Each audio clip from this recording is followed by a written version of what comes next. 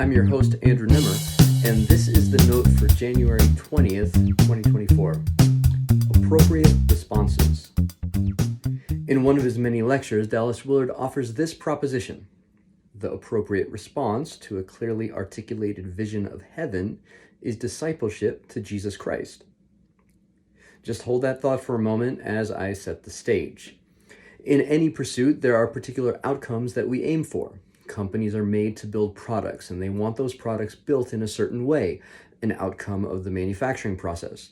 Those products are shipped through a network of handlers whose final delivery of the product is an outcome of a logistics process. The organization wants the products to be purchased by clients, an outcome of the sales and marketing process. Processes and systems pervade our world and our thinking.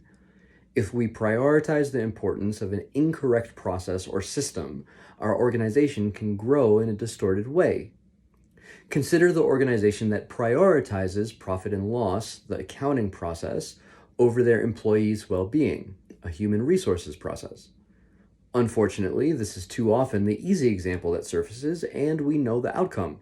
The employees feel dehumanized, uncared for, and unhappy at work. The task of prioritization is a challenge for the solopreneur as well. The prioritization of outcomes over people, even ourselves, can lead to hurt. And yet, the world is organized in an achievement-oriented, outcomes-focused way. Have an event, and the question afterwards is, how did it go? That instead of, what was it like for you? Being outcomes-oriented is not inherently evil, but if our actions conform towards achieving our desired outcomes, which they do, it is incredibly important to articulate the outcomes we desire and prioritize them from both a professional and personal perspective. The spiritual life. This truth can be applied to the spiritual life as well, the area of life that I believe undergirds everything else. There are a couple of assumptions when dealing with the spiritual life that come from my understanding of the teachings of Jesus Christ and my own experience following him. As we circle back to Dallas's proposition, these may be important to share briefly. First, our wants are something that are a profound part of our character. This shows up as our actions conform to our deepest desires. Even if we've tried to change our behaviors, we can see our deepest desires override our own will in times of stress or offense. The thing here is that we, as individuals, do not have direct access to our will to be able to change it. And unlike some other propositions of life that advocate for detachment to quench our will and desires, Jesus proposes an honoring of our will and the possibility of transformation of our desires. Practically, this often looks like a reordering of our wants. Want something more than something else, and our actions will conform to the things we want more of. Do this kind of reordering enough, and that thing that we used to do that we would have rather not will be worked out of us. There will be no room for it. Secondly, we, that is every one of us, are predisposed to following. We know that mentorship is key in areas of learning and professional development. Apprenticeship is the more immersive mode. We know that trustworthy elders are important in areas of life learning. While youth can bring with it a kind of reckless resolve for something dramatic and new, elders in the spiritual life can bring the knowledge of relationship with God that only comes from experience, often something more stable and relaxed. I think our predisposition to follow comes from our understanding that we have a kind of limited line of sight. Even if we are following our own imagination into the future, the disposition is following. We are envisioning a future that we then follow ourselves into. This general predisposition makes identifying and articulating who or what we are following especially important. It's important because we will only follow someone or something that has what we want and that we trust can give it to us. We follow our parents or some elder figure, and then our peers, and then our own visions. We follow rules and ideas. Often this happens concurrently with some conflict, and maybe until there is a breach of trust, at which point we may begin to work to rebuild the trust, reconcile the relationship, and rethink the following we are doing. Now for Dallas. Now to directly address Dallas's proposition. I don't have enough time in one of these notes to go through everything that the kingdom of heaven is, or the definition of discipleship for that matter. But we need working definitions for both, so we'll try these on for now. Heaven is where God is. It is a defining of the world and reality that is inextricably linked to who God is, what God wants, and what we think God thinks of us. If God is love, then one way of thinking of this is that God is love. What God wants is the most loving thing possible, and God thinks of us through the lens of love. And if we need a reference on what love is, we can lead on the writing of Paul in his letter to the Corinthians. This is heaven, a world in which love pervades all aspects of life, continually empowered by God's own Spirit. Discipleship is, in its simplest form, willful following. As a disciple, we make ourselves a student to a teacher, not in a classroom sense, but a relational one. We follow as a younger brother would an older brother. We follow with trust, wanting what our teacher has, not only in skill, but also in character.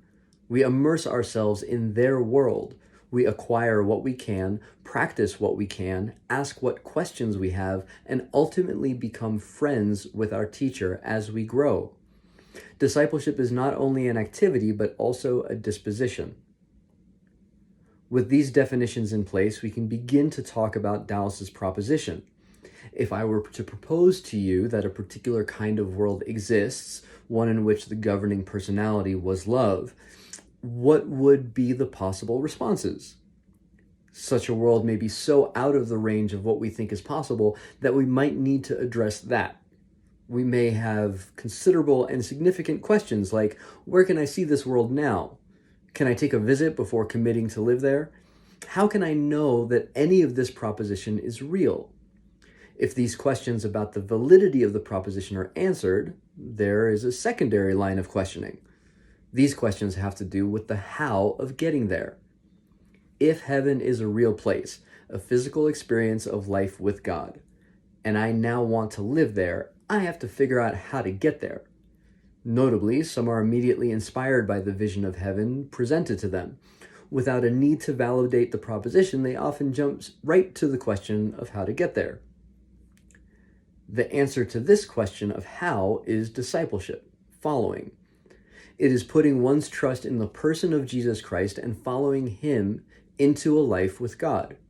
Here again may arise considerable and significant questions, especially for someone who is newer to these propositions. The trustworthiness of Jesus Christ is a thing. Who is this Christ? If I give him my life, that is, make myself his student and immerse my life in his, will I be okay? Will I be safe? Will I get what I want out of life? Is this person, out of all the persons out there, the one to follow?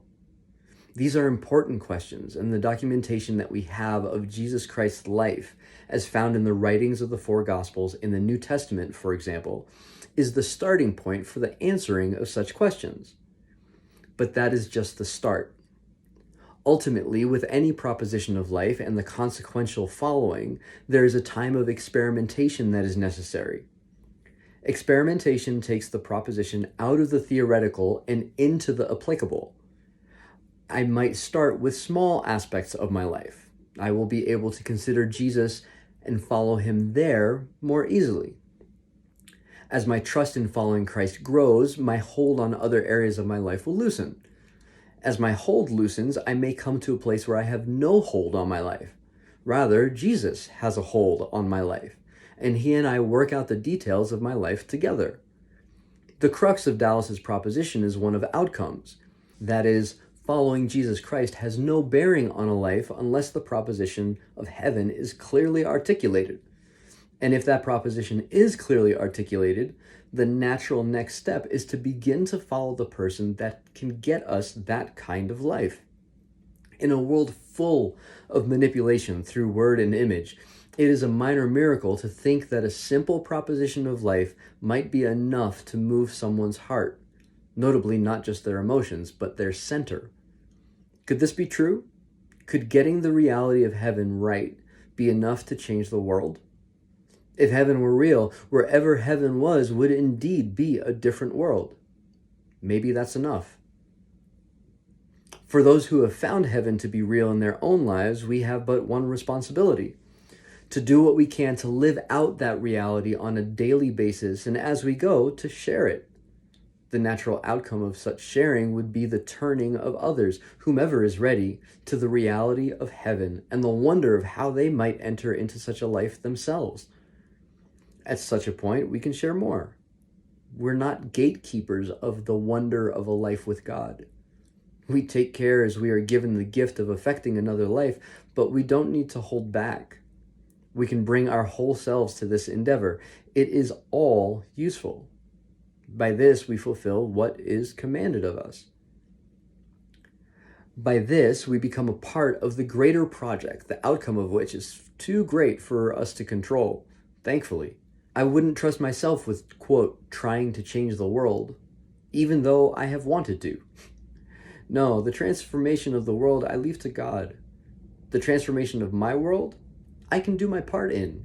And in doing that, just maybe I'll have some effect in the world I'm in.